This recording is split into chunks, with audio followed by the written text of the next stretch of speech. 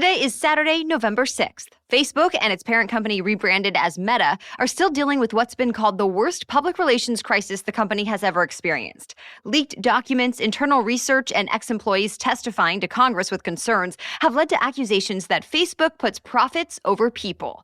So today, we're hearing from a different former employee who spent a decade with the company.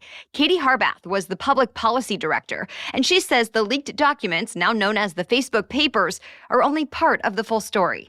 She's giving us an inside look at the company's culture and later weighs in on the shift to the metaverse. Welcome to the Newsworthy Special Edition Saturday, when we sit down with a different expert or celebrity every Saturday to talk about something in the news. Don't forget to tune in every Monday through Friday for our regular episodes, where we provide all the day's news in 10 minutes. I'm Erica Mandy. It's now time for today's Special Edition Saturday. Hi, Katie. Thank you for coming on the Newsworthy. Thanks so much for having me. I'm glad to be here. So first, just overall, how would you briefly describe your experience working at Facebook? It is the most fascinating job that I've ever had, the most chaotic, the most relentless, but working with some of the most amazing people that I have that are trying to work on really hard problems. It was also, a very stressful and hard when you are, particularly the last 5 years of me working at the company, realizing how much work that we had to do to improve the integrity of the platform, but only so many hours in the day to actually do it. Would you say anything different when I asked the question, how is the culture there when you worked there? I would. I guess the culture of the company has changed a lot since I was there for 10 years. And, at the beginning, it was very flat. It was small. You could really take on projects like me picking up and being able to do international elections work based upon something I pitched to the company. I really think is only stuff that you can see happen when a company is smaller. And I think today, between a combination of the company getting bigger, the leaks that were even happening before the whistleblower documents, and COVID have really changed the culture of the company to start to be a lot more closed off and not necessarily as open with their own employees. So you brought up the whistleblower. Let's talk about that. Facebook whistleblower Frances Haugen testified to Congress that she believes Facebook prioritizes profits over the well-being of its users. In a nutshell, how does that claim jive with your own experience at the company? My own experience at the company was that the trade-offs and the meetings I was in were a lot more around balancing the freedom of expression versus the harm that speech can potentially cause. And then particularly you add that in the political context, which makes it even more complicated. I was never in a conversation where it was kind of a question around revenue or anything like that. But these are really hard trade-offs that the company does need to face. And I think one of the things that the documents are helping to do is bring more to light what those trade-offs were, what the company is prioritizing. And I just hope that people do keep in mind these sort of trade-offs, because it's not just really about how much money the company is making or not, but it's also about some of those fundamental things of speech versus harm. Do you have any examples from your experience of a situation where you felt like that was a question? Yeah, look at any one of the decisions around President Trump and some of his posts. And, the first one that was a really big question was December of 2015, when then candidate Trump put up a post around banning all Muslims from the United States should he win. And that violates Facebook's community standards. They didn't at this time have the newsworthiness exception or anything like that. And we were really struggling with, and I wasn't in the final conversations on it, but in talking to my boss and others around the right for people to hear what those who want to represent them have to say. And political speech is some of the most protected speech from the First Amendment standpoint, versus the fact that it does violate our community standards. And what does that mean? And that was just a precursor to many additional trade-offs that were pieces of content that had to be weighed that ultimately ended up in his deplatforming. How closely have you looked at the so-called Facebook papers, these leaked documents that have come out more recently? And what stands out the most to you within those documents or the ones that you've looked at?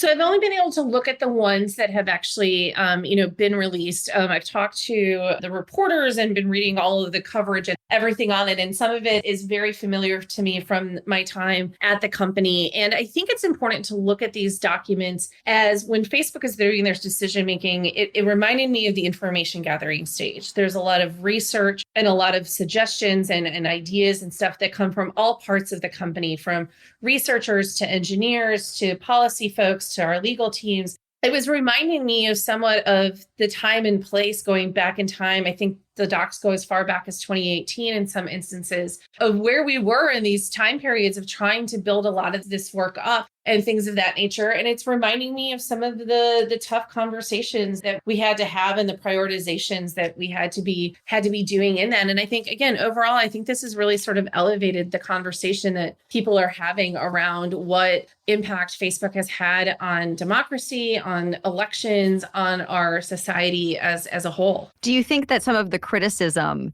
is fair? It's absolutely fair. I mean, I've been spending a lot of time trying to think back to some of the things that we did, the decisions I was a part of and everything in terms of would I do things different in hindsight. I'm still honestly working through a lot of that myself, but I think it's always fair to criticize and look at a company and question where they are, again, making their decisions, where they're choosing to put their time and resources and the decisions that they made. But I do think, again, it is also important to make sure that as we are doing so, we do understand the full context, what those decisions were, the research and the information that was available to them for those. That is one thing I worry about the documents is that they are pieces of that, but they're not necessarily the full picture of what those things were. I would imagine some of the bad PR takes a toll on morale at the company, or does it? Oh, it absolutely takes a toll. I think one of the most difficult things is day in and day out, month over month, year over year, is going and trying to work on some of these problems, knowing there's a ton more to do, but that, you're trying to do what you can and with the resources you're given. And you're constantly kind of being criticized both from outside the company, but also inside the company. Like colleagues are pretty hard and tough on this stuff as well. And so it can take a real toll on people who are trying to work on these problems. Things like the leaks and the whistleblower can make people less likely to trust their colleagues, less likely to want to put information out there and have honest debates because they're worried about it appearing in the press. Some of this stuff, it's work on countries that if people's names are put out there, they could be in some real risk for their own safety. And so it makes a big change, not only to the morale, but to the culture of the company. Still ahead, Katie Harbath says Facebook is not ready for upcoming elections. We're getting into Facebook's influence on politics. Plus, she shares how the shift to the metaverse follows a familiar pattern for the company. That's coming up. But first, let's take a quick break to thank our sponsors. Today's episode is brought to you by BetterHelp. Before I started The Newsworthy, I worked for more than a decade in traditional TV news, and I saw a lot of sad stuff in person every day. It's a big part of why I left and started this podcast, not only for myself, but also for others who felt bombarded by too much sad, alarming news. And I realized if we're not careful, any stress that we face in our lives repeatedly can lead to unnecessary anxiety. But thanks to therapy, it doesn't have to. And BetterHelp offers professional counseling that is both convenient and affordable. BetterHelp will assess your needs and match you with your own licensed professional therapist in a safe and private online environment, so you can connect from the comfort of your home. BetterHelp's counselors specialize in a variety of areas, including stress, anxiety, relationships, sleeping, trauma, anger, grief, self-esteem, and more. I want you to start living a happier life today. And as a Newsworthy listener, you'll get 10% off your first month by visiting betterhelp.com/newsworthy.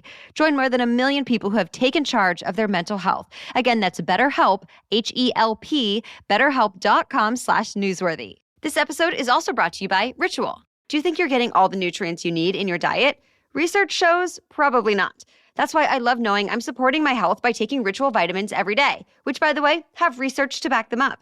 Ritual's Essential for Women 18 Plus multivitamin, for example, was formulated by exhaustive research to help fill nutrient gaps in the diets of women ages 18 plus. And Ritual has a vitamin specifically designed for everyone: women, pregnant women, men, and even kids. I trust Ritual enough that I've been taking their vitamins so long that I've needed 3 different versions of it. I've taken the women's multivitamin, the prenatal vitamin, and now the postnatal vitamin. I love that I can trust the traceable, non-GMO, vegan-friendly ingredients as well.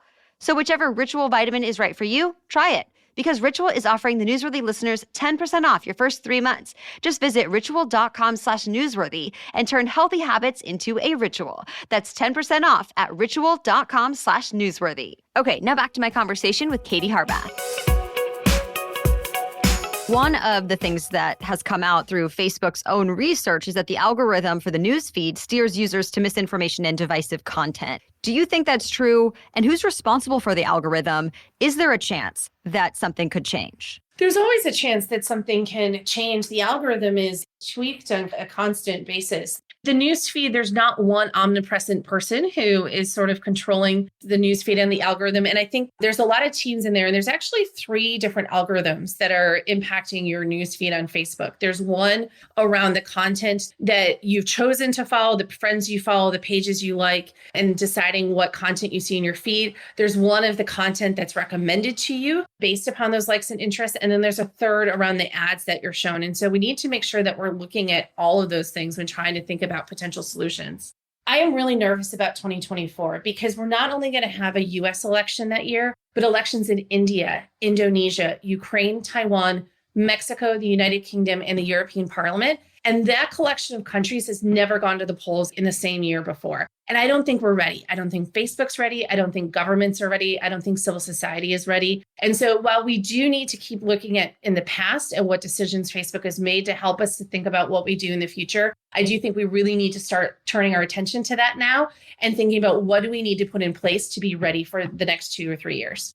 And that begs the question, how much power does Facebook have over things like politics and other aspects of our lives? I mean, Facebook is certainly a place where a lot of political conversation happens. In the United States and elsewhere around the world, campaigns find it valuable for gathering email addresses, and in the United States for fundraising. But I think it is important that, they alone are not a part of the full ecosystem when it comes to politics. And so we shouldn't just look at this of like, if we get rid of Facebook or make big changes to Facebook, that it's necessarily going to fix our politics. We have to look at how that all works together across the broader internet ecosystem, but also the broader media ecosystem as well. Facebook is changing its corporate name to Meta. It's apparently to put the focus on the metaverse, which, if people aren't familiar, it's essentially virtual and augmented reality spaces where people can go and hang out, such as an avatar that goes into a work meeting. What do you make of the name change and the future of corporate Facebook? Every 5 years ago or so, Facebook has done a big pivot. In 2012, it was the big shift to mobile. In 2017, it was the shift towards community and a lot of the integrity work that was part of. And so this is a little bit, on time and on brand in terms of wanting to continue to pivot and looking towards the future of where a lot of this will go. I do worry about this potentially moving focus off of trying to fix some of these problems on the family of apps and only shifting gears towards like what's next and what's in the future. I think there's a lot of lessons to be learned in building the metaverse and trying to build it safely. But I certainly hope that this doesn't mean that there's going to be resources taken away from trying to solve some of the other problems that are already happening.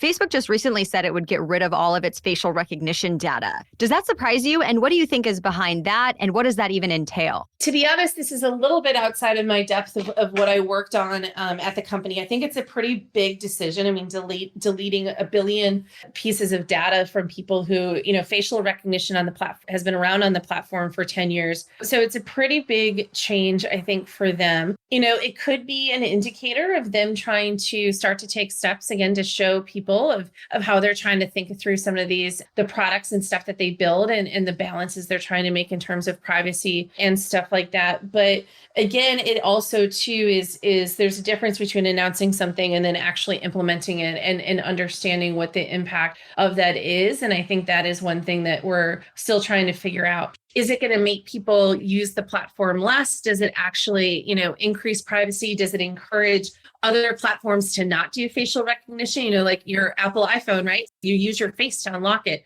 and stuff like that. So I more wonder of like what the impact of it will be, both for Facebook, the company, but then also for the tech industry at large. Final question for you. Do you think the government should get involved? And in what way? The governments absolutely need to get involved, both, in the United States and around the world. I think that we need to look at this twofold. One, I think the international community needs to come together more around combating some of this bad legislation that we're seeing, freedom of the net. And by Freedom House just had a report about a month ago that showed 48 countries are considering regulation. And unfortunately, many of those are problematic and will actually suppress minority or opposition voices. And then in the US, I think that, and even in Europe and other places, where I would like to see focus is around things such as transparency, getting researchers more data in a privacy safe way, ways to increase competition through things like data portability, but then also looking at, the power that somebody like Mark Zuckerberg has, where he's really has nobody to hold him accountable. He can't be fired. And I think that really doesn't sit well with people. And they would like to have a way so that he does feel like there's a bit more potential consequences to some of the decisions he's making. All right, thank you to Katie Harbath for sharing her insights. That'll do it for us today. Be sure to check out the Newsworthy Monday through Friday for our daily news roundups, where we bring you the day's news to know in about 10 minutes. Until then, have a great weekend.